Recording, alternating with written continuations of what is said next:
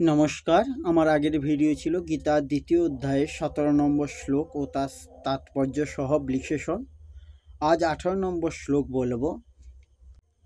18 নম্বর শ্লোক সংস্কৃতে বলা হয়েছে, অন্তবন্ত ইমে দেহা নিত্যশোক্তা শরীরিণ অনাসীনঃ প্রমেয়স্য তস্মাৎ যুদ্ধস্য ভারত। এর অনুবাদ হচ্ছে, অবিনাশী, অপ্রমেয় এবং নিত্যস্থিত শরীরই আশ্রিত এই দেহকে নশ্বর বলা হয়েছে। অতএব হে অর্জুন, তুমি যুদ্ধ করো, স্বধর্মের পালন করো। এর ব্যাখ্যা হলো, সংস্কৃতে বলা হয়েছে অনাসীন। এর ব্যাখ্যা হলো, কোনো কালে কোনো কারণবশত কোনো কিছুমাত্র যার পরিবর্তন হয় না, যার কোনো ক্ষতি হয় না বা যার লয় হয় না, তাকে অনাশী অর্থাৎ অবিনাশী বলা হয়। অপ্রমেয়স্য এর ব্যাখ্যা হলো, যা প্রমাণের বিষয় নয় অর্থাৎ যা অন্তঃকরণ এবং ইন্দ্রিয়ের বিষয় নয়, তাকে বলে অপ্রমেয়। অন্তঃকরণ এবং ইন্দ্রিয়গুলির দ্বারা যা প্রমাণিত হয় না, শাস্ত্র এবং সন্ত মহাপুরুষগণের বক্তব্য দ্বারাই তার যথার্থ প্রকাশিত হয়। যারা শ্রদ্ধাসম্পন্ন তাদের কাছে শাস্ত্র এবং সন্ত মহাপুরুষগণই হলেন প্রমাণ।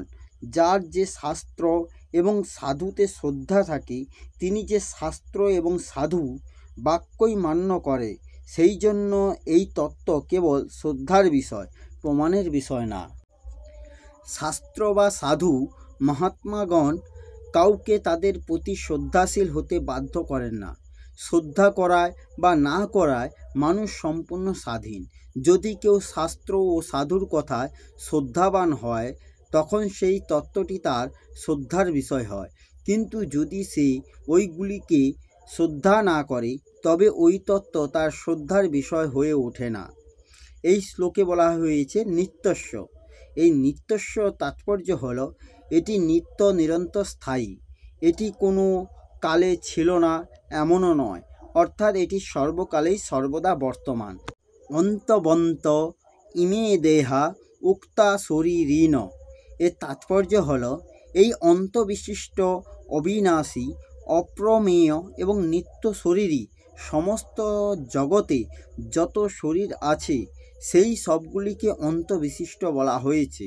অন্ত আছে বলার তাৎপর্য হচ্ছে এই যে এগুলি নিরন্তর শেষ হবার দিকেই চলছে। এদের অবসান ছাড়া আর কিছুই পরিণতি নেই, কেবল অবসানই আছে।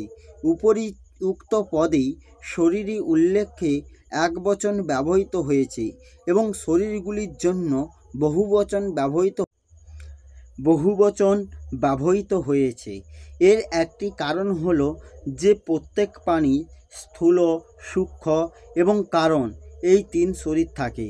অপর কারণ হলো এই যে জগতে সমস্ত শরীরগুলিতেই সেই এক শরীরই পরিব্যাপ্ত হয়ে আছে।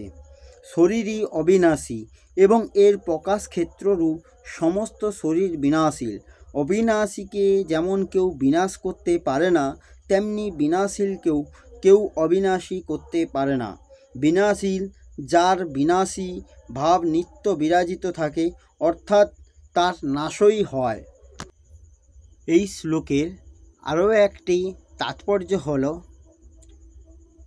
জড়দেহের ধর্মই হচ্ছে বিনাশপ্রাপ্ত হওয়া, যা এই মুহূর্তে বিনাশ হতে পারে অথবা 100 বছর পরেও হতে পারে। এটি কেবল সময়ের অপেক্ষা। অনির্দিষ্ট কাল পর্যন্ত দেহকে টিকিয়ে রাখার জন্য কোনো সুযোগ নেই। কিন্তু আত্মা এত সূক্ষ্ম যে তাকে কোনো শত্রুই দেখতে পাবে না, হত্যা করা তো দূরের কথা। পূর্ববর্তী শ্লোকে যা বর্ণনা করা হয়েছে, আত্মা এত সূক্ষ্ম যে তার পরিমাণ মাপ করা অসম্ভব। সুতরাং উভয় বিচারে পরিপ্রেক্ষিতেই অনুশোচনার কোনো কারণ থাকতে পারে না, কারণ কোনো অবস্থাতেই আত্মাকে হত্যা করা যাবে না, আর জড় দেহটিকেও কোনোভাবেই অনির্দিষ্ট কালের জন্য রক্ষা করা যাবে না অথবা চিরকালের জন্য বাঁচিয়ে রাখা যাবে না। কর্ম অনুসারে সমগ্র আত্মার ক্ষুদ্রাদি ক্ষুদ্র অংশ জীবাত্মার জড়দেহ প্রাপ্ত হয়। সেই জন্যই ধর্মীয় রীতিনীতি পালন করা উচিত। বেদান্ত সূত্রে আত্মাকে আলোক বলে বিবেচনা করা হয়েছে, কারণ সে হচ্ছে পরম আলোকের অংশ। সূর্যের আলোক যেমন সমস্ত ব্রহ্মাণ্ডকে প্রতিপালন করে, তেমনই আত্মার আলোকও জড়দেহকে প্রতিপালন করে।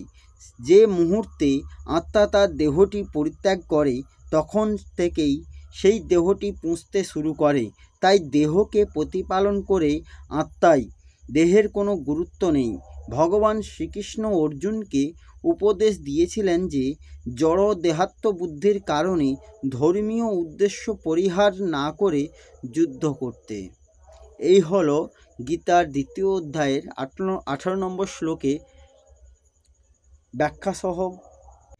ব্যাখ্যাসহ তাৎপর্য।